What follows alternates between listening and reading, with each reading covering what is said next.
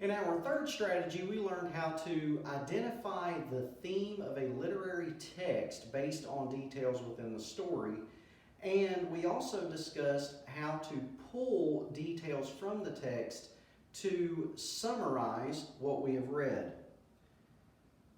The theme is the central idea or the subject of a literary text.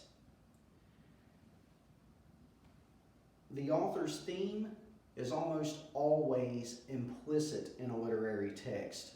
So, since it's implicit or implied, that means that we will need to make an inference to determine the theme. We use the details within the text to help provide us clues. Some things that we will use within a literary text will be the plot elements. We will use those to make an inference about the theme. Examples of plot elements would be setting, conflict, characterization, and so forth. We can also use figurative language, imagery, point of view, and symbolism within the text to help us determine the theme. The strategy also showed us how to summarize information within a text. And a summary is just simply a brief description of what you read. For example, when you're telling somebody about a movie, do you give them the entire plot?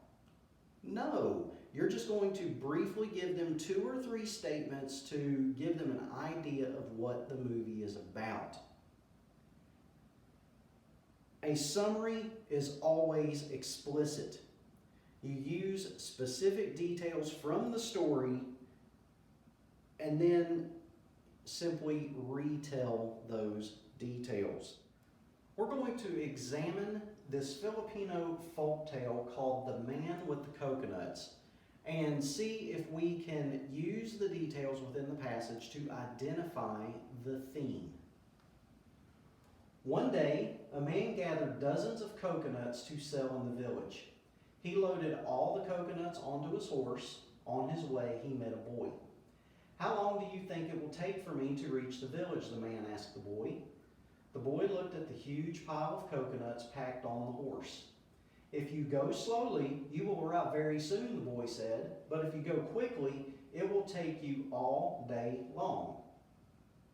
"This boy doesn't make sense," the man thought to himself. "I shouldn't listen to him." The man hurried his horse along. Soon, though, the coconuts fell off the horse. The man had to stop and pick them up again. He wanted to make up for lost time, so he made his horse go even faster. The coconuts fell off again, and once more the man had to gather them. It was late at night before he reached the village. Let's think about this passage for a moment and see if we can determine the theme. Here are our options. If you are lazy and waste time, you might not get where you need to go. The other options: sometimes rushing can make a task take longer than it needs to. In this case, this folktale is intended to teach us a lesson. And that lesson is found within the theme.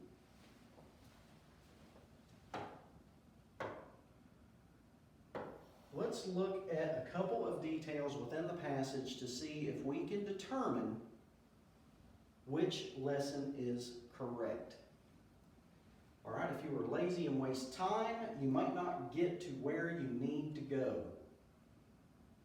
Are there any details within the passage that show us the man with the coconuts is being lazy or wasting time? Well, after we look at the details, we see that no, he's definitely not being lazy, because each time the coconuts fall off, what does he do? He has to stop and pick them up again. And even when he went to make up for lost time is another detail that tells us he's not being lazy and he's not necessarily wasting time. Now, the second lesson, sometimes rushing can make a task take longer than it needs to. Okay, so we see in the passage that he hurried his horse along, and once again, making up for lost time, made his horse go even faster. Well, every time he does this, what happens?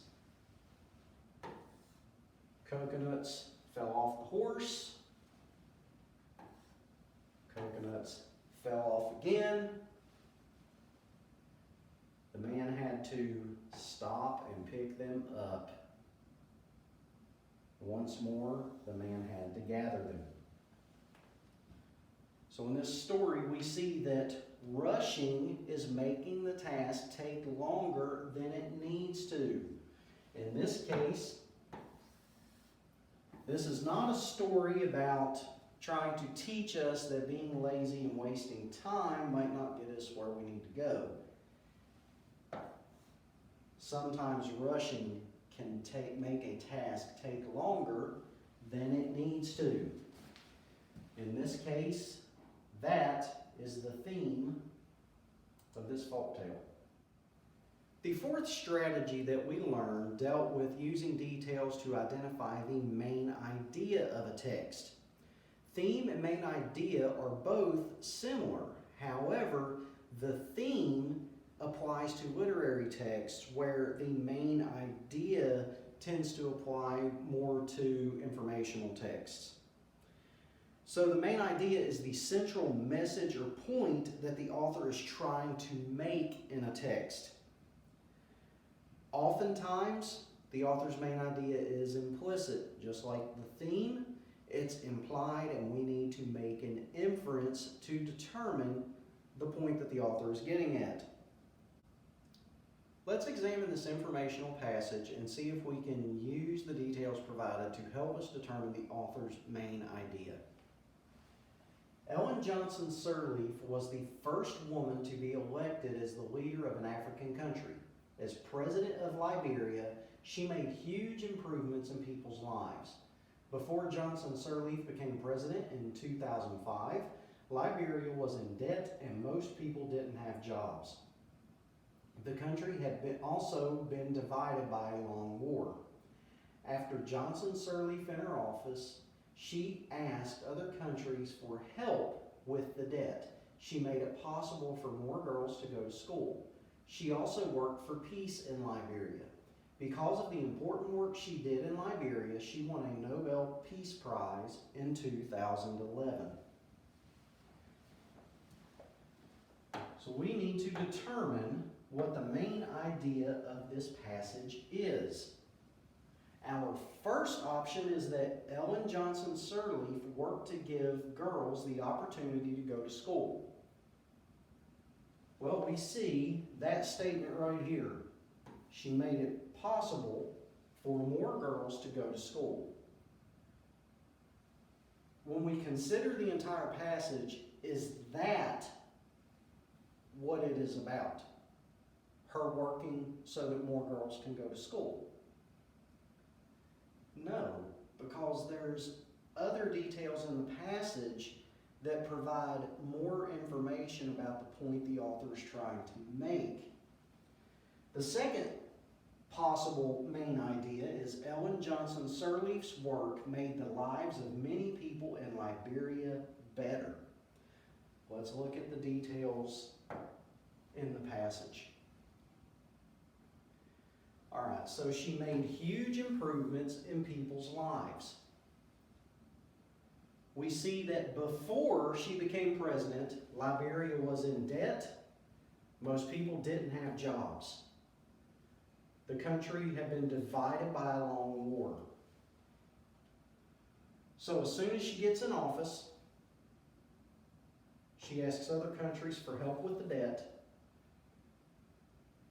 And then she also worked for peace in Liberia. based on the information in the passage, we see that not only did she make it possible for more girls to go to school, but she took steps to try to help improve the people's lives in her country. Based on that, we can conclude that the author's main idea was that Ellen Johnson Sirleaf's work made the lives of many people in Liberia better. In our fifth and final strategy, we learned how to use the details within an informational text in order to explain ideas. So we learned specifically what informational texts are.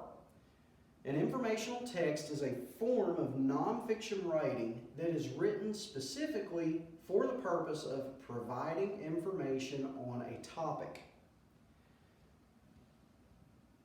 We learned that all informational texts contain ideas, but it is up to us as the readers to be good detectives and use the strategies that we have learned in this module and use our critical thinking skills to identify, understand, and explain the ideas we find within these texts.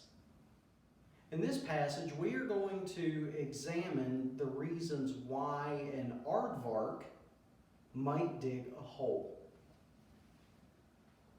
What animal has the nose of a pig, the ears of a rabbit, and the tail of a kangaroo?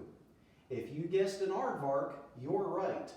Although aardvarks seem similar to pigs, rabbits, and kangaroos, they are not closely related. Instead, aardvarks are closer relatives of elephants. Aardvarks live in dry grassland areas of Africa.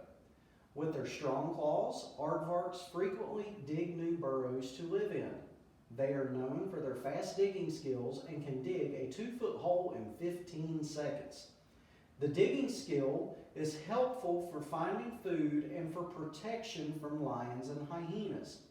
When in danger, aardvarks can quickly dig a hole big enough to hide in while moving the dirt behind them to block the tunnel. To keep away from enemies, aardvarks have to be careful when they look for food. Since aardvarks are colorblind and their eyesight is not very good, they use their senses of sound and smell to get around. For example, their large rabbit-like ears are useful for hearing lions and leopards from far away. Also, an aardvark uses its long pig-like snout to find food, pressing it into the dirt and sniffing for termites and ants. When it finds a termite mound, it uses its sticky tongue, which can be as long as a ruler, to lick up the insects. Aardvarks can easily eat tens of thousands of insects in a given night. In this passage, we see that the author has given us a wealth of information about aardvarks. But we are interested in the details that would explain why an aardvark might dig a hole. In this passage, the second paragraph is the one that we want to focus on, because this paragraph deals specifically with the aardvark's digging skills. So based on the information, we see that this digging skill is helpful for finding food and for protection from lions and hyenas. So based on that statement alone, we see two reasons that an aardvark might dig a hole is to find food and protection. Therefore, of the 4 options that we are given to find food, to bury food for the winter, to protect itself, and to travel underground, finding food and protecting itself